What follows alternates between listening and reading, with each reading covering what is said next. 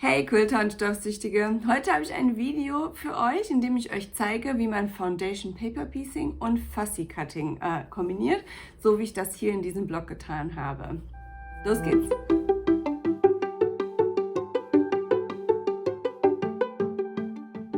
Im heutigen Video stelle ich euch mein neues Foundation Paper Piecing Set Foliage vor, mit dem ich unter anderem diesen Quilt hier genäht habe.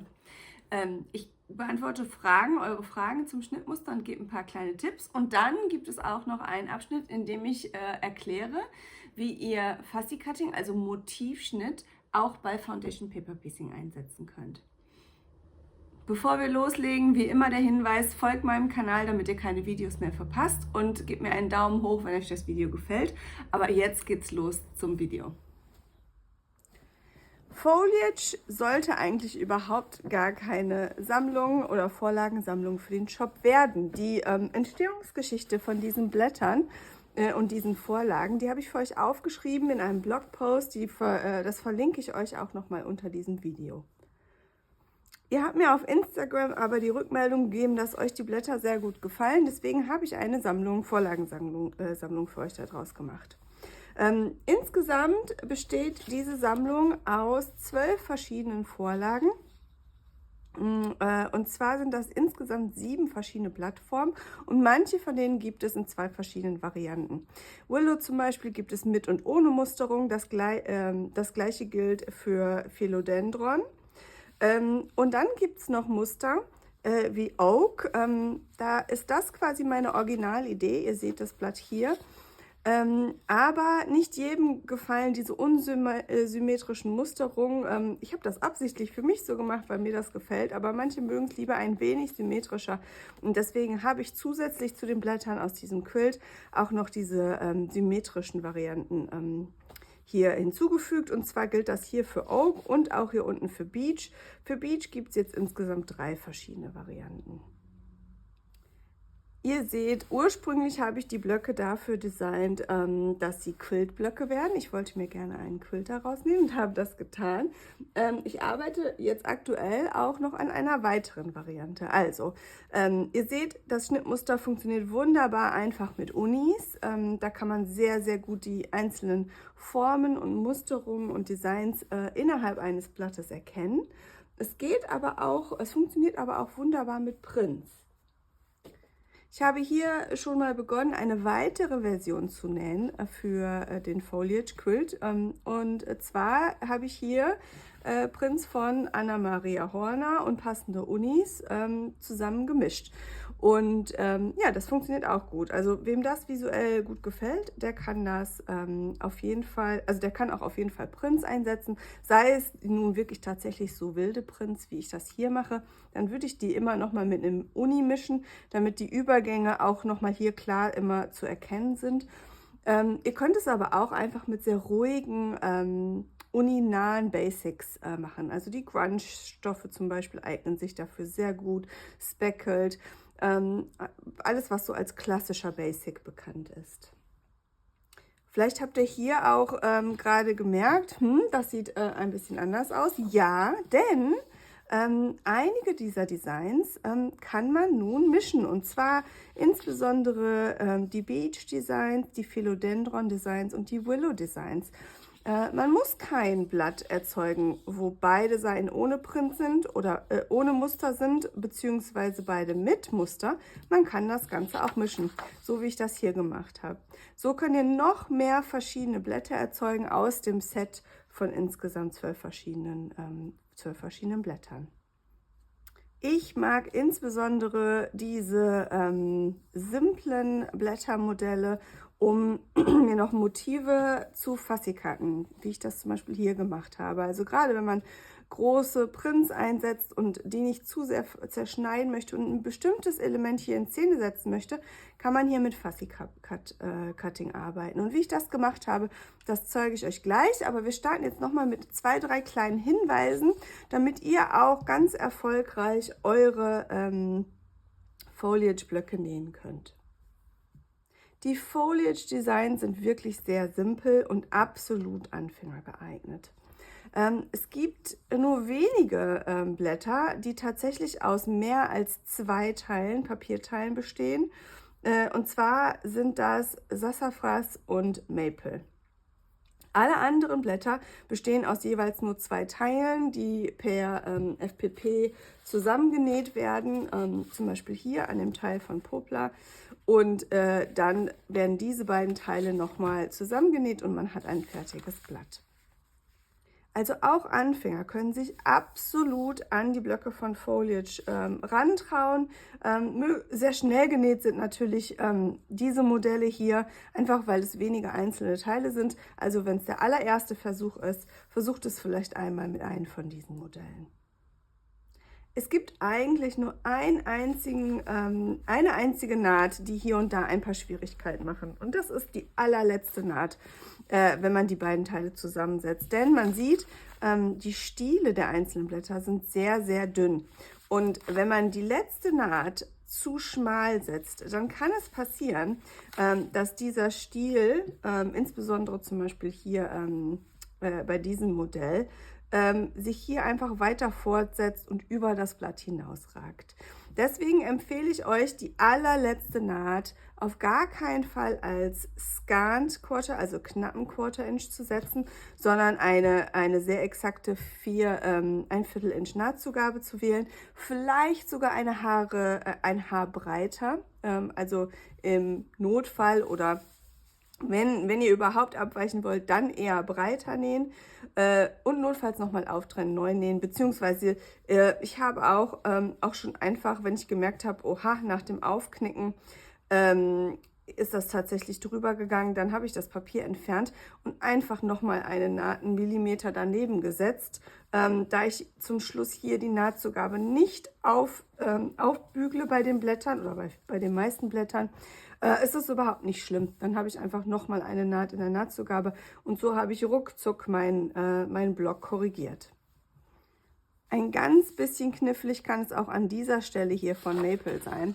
Da sieht man, dass der Stiel zusammengesetzt ist. Das ist auch tatsächlich der einzige Block, wo das passiert.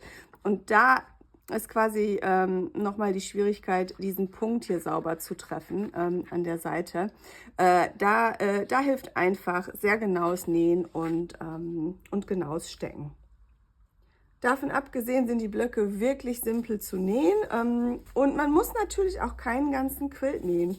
Man kann auch einfach ein paar der Blöcke nutzen, um einen Tischläufer nähen. Ihr könnt die wunderbar für ein Platzset zum Beispiel einsetzen. Ich habe jetzt noch Ofenhandschuhe daraus genäht, die wollte ich euch zeigen. Und zwar habe ich das Schnittmuster Olaf von der Judith von Merino und Tomato gewählt. Sie hat das für Das mache ich nachts, für die Nähgang von Das mache ich nachts designt. Wenn ihr in Google aber mal Ofenhandschuh eingebt, Schnittmuster Ofenhandschuh, dann findet ihr auch ähnliche Anleitungen, mit denen das absolut funktioniert, solltet ihr kein Mitglied der Nähgang sein. Ja, also die Blätter passen hier wunderbar drauf.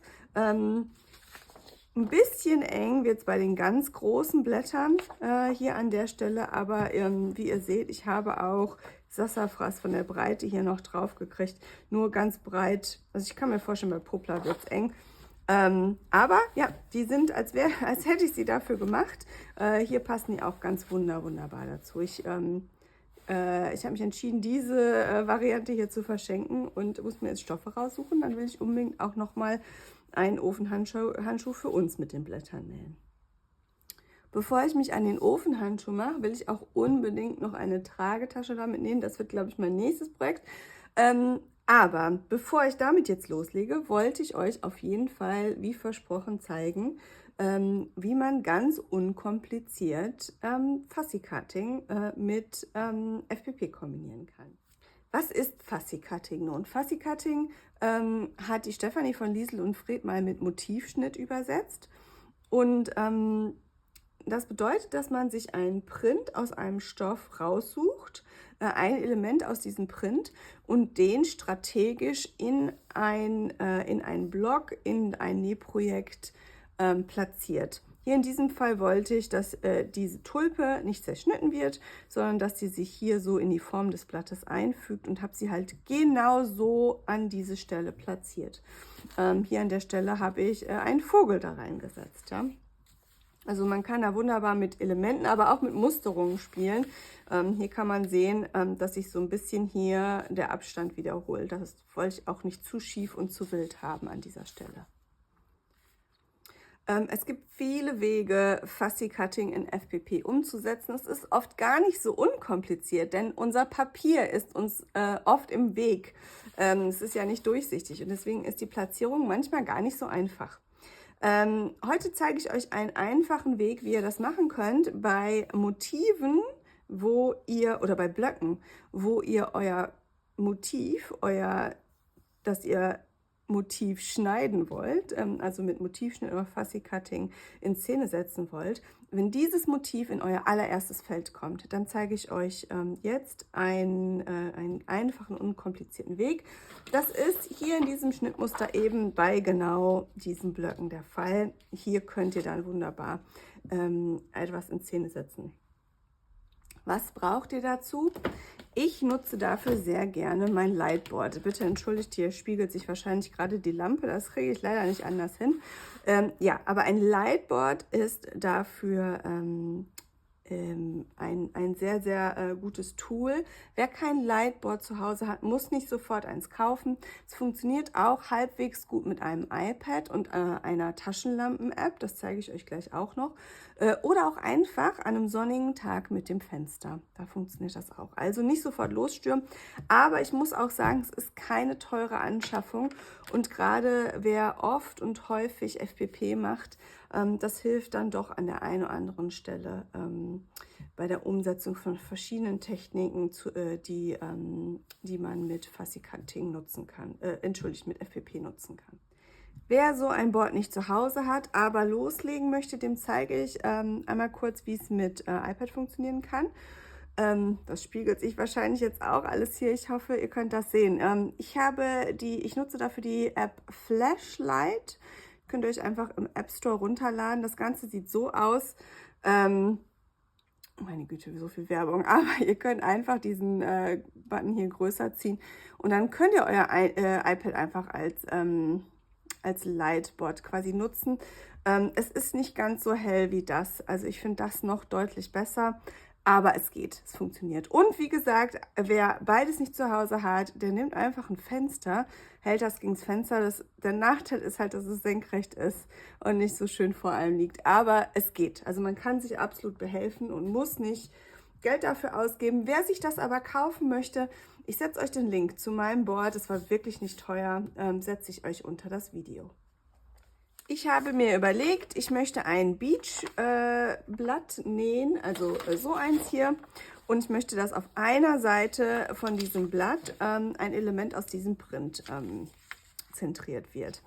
An dieser Stelle vielleicht noch die Anmerkung, dass das Ganze, diese Technik auch am besten mit hellen Stoffen funktioniert. Vor allen Dingen auf der Kamera. Je dunkler, desto schwieriger ist es, die Linien durchscheinen zu sehen. Es geht noch relativ lange bis zum relativ dunklen Stoff, aber für die Kamera habe ich jetzt extra einen sehr hellen Stoff gewählt. Ich hoffe sehr, dass die Linien auch gut durchscheinen und gut zur Geltung kommen und ihr das gut erkennen könnt. Okay, aber lasst uns mal loslegen. Ich starte damit, dass wir einmal hier unser Board anmachen. Und dann nehme ich mir hier mein Element und bereite das noch vor. Ich habe es vorgeknickt, so wie immer. Und ich male mir jetzt aber noch einmal die Linien hier von dem Feld, wo das Ganze rein soll, nach. Was auch übrigens noch hilft, ist, wenn man extra dünnes Papier verwendet. Ja? Damit noch möglichst viel Licht durchscheinen kann. Ich habe hier normales Druckerpapier genommen. Wenn ihr das zu Hause habt, also so ein 60 Gramm Papier oder so, dann hilft das auch. Und ja, möglichst dunklen, dicken Stift hier nehmen und das Ganze einmal abpausen. Das hilft mir jetzt gleich auch nochmal weiter. Muss gar nicht mega ordentlich sein, ne? So reicht das auf jeden Fall. So, und jetzt nehme ich mir meinen Stoff. Ich gucke nochmal, ist das die hellste Einstellung? Moment. So hell es geht. Ich brauche ganz viel Licht. Und jetzt nehme ich mir hier meinen Stoff und überlege mir und schau mal, welches Motiv kann denn da jetzt gut rein? Also ich kann mir entweder hier so Blätter aussuchen, die könnte ich mir jetzt hier so drauflegen und da rein. Aber ich glaube, das fände ich ganz schön, aber hier habe ich nicht genug Stoff. Oder dieses Element hier, könnt ihr das sehen, diese Blätter, die würden passen. Die fände ich auch ganz schick, glaube ich. So, und hier kann man jetzt schon erkennen, hoffentlich, ich hoffe, die Kamera fängt es ein. Ich mache es mal nach oben. Also wenn ich das schön flach drauflege, den Stoff, dann kann man die Linien durchscheinen sehen. Seht ihr das? So, und dann, so kann ich mir jetzt überlegen, ich muss jetzt meinen Stoff darauf so anordnen, wie ich das gerne hätte, dass es gut in die Form passt, dass es mir visuell gut gefällt. Ja, könnt ihr das sehen? Und da hilft mir halt eine möglichst helle Lichtquelle. Und wenn das Papier dünner ist, dann lässt das auch noch mal mehr Licht durch. Dann funktioniert das auch gut. Ich könnte mir auch hier so einen Vogel ganz gut vorstellen. Der passt nicht. Und ich mag auch nicht, dass der rausschaut. Also wenn, dann sollte ein Vogel vielleicht in den Stoff reinschauen. Vielleicht dieser hier. Ja, hier kann man vielleicht, ich weiß nicht, ob man es auf der Kamera sehen kann. Das ist natürlich jetzt schwieriger zu erkennen, wo die Linien entlang führen durch die dunkleren Blätter. Für mich geht das jetzt. Ich glaube, die Kamera fängt es nicht so gut auf. Ja, da muss man manchmal dann einfach nah dran gehen, damit man das noch gut erkennen kann. Ja, aber ich glaube, mir gefallen tatsächlich die Blätter. Ich hatte erst gedacht, ich nehme Vogel, aber ich glaube, mir gefällt dieses Blatt hier, diese hier sehr, sehr gut. Ich glaube, ich werde die nehmen. Und zwar nicht zu weit nach innen. So, so gefällt mir das gut. Okay. Dann nehme ich mir jetzt als nächstes meinen Kleberoller und oder Nadeln. Ich glaube, ich nehme tatsächlich jetzt hier beides. So, und jetzt muss ich aufpassen beim nächsten Schritt, dass sich nichts verschiebt. Ich klappe mir jetzt meinen Stoff nach hinten, mache meinen Kleber hier drauf, ruhig ordentlich, damit mir möglichst wenig verrutscht. Klappe das wieder drüber und dann wird das alles schön festgedrückt. Ich hätte mal noch mal ein bisschen besser bügeln können hier. Okay, und jetzt, dadurch, dass das so flach ist, kann man auch wirklich noch mal sehen, passt das jetzt gut oder nicht. Ich glaube, ich verschiebe mir meinen Stoff tatsächlich jetzt noch mal. Also an der Stelle, da sollte es passen. Das ist der Moment, wo wir extra gut aufpassen. Jetzt habe ich mir mein Dings ausgemacht. So. Das ist lästig, wenn ich da dran komme, wird es hier dunkel. Okay, ich glaube, so gefällt es mir noch einen Tacken besser. Einen Tacken runter vielleicht. So, ich glaube so. Ich glaube, jetzt habe ich es. Ich wollte gerne, dass die Form sich so schön in die Kurve legt. So, jetzt habe ich es einmal festgeklebt. Damit mir beim weiteren Handling nichts verrutscht, mache ich jetzt sogar noch eine Stecknadel rein. Sicher ist sicher. So. Und jetzt kann ich schon mein Board zur Seite legen. Jetzt schneide ich mir das Ganze einmal raus. Dafür drehe ich das Ganze einmal um. Und ja, Fussy Cutting oder Motivschnitt, man benutzt unglaublich viel Stoff. Ich habe dann Löcher mitten im Stoff, genauso wie das bei EPP ist, wenn man da Fussy Cutting macht oder so. Ja, kann man nicht von der Hand weisen. Macht mir jetzt nichts aus. Für mich sind Stoffe, meine Farben, so wie das beim Malern ist. Manchmal braucht man halt mehr, manchmal weniger. Das gehört einfach dazu. Aber ja, das lässt sich nicht leugnen. So, jetzt kann ich hier noch mal schon mal richtig ordentlich ausschneiden. Das anlegen.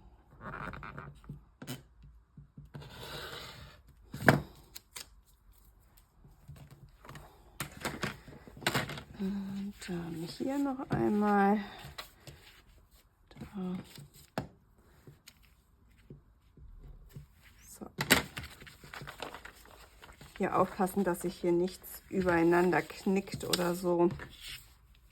Natürlich jetzt wirklich mitten im Stoff gewesen. Das macht das Ganze hier noch ein bisschen fummeliger, aber das geht.